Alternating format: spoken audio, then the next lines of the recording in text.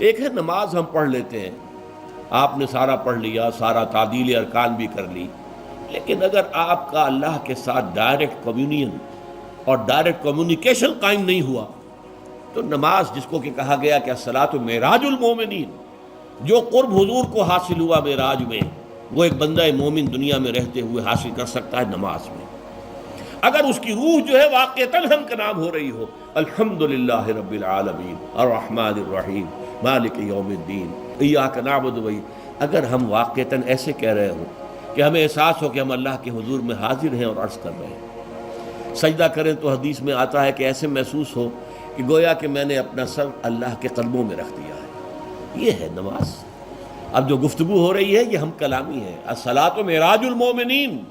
اہل ایمان کے حق میں یہ نماز جو ہے یہ معراج کے درجے میں، لیکن یہ نماز کیسے نصیب ہوگی اگر روح سوئی ہوئی ہے، دبی ہوئی ہے، پسی ہوئی ہے، مزمحل ہے یا مردہ ہے؟ یہ نماز کیسے حاصل ہوگی؟ چاہے آپ پانچوں وقت کی نماز پڑھ رہے ہو، چاہے آپ نے ہیبٹ بنا لیا ہو نماز کو، چاہے خوش بھی ہو گیا ہو، لیکن یہ کہ جب تک وہ روح بیدار نہ ہو،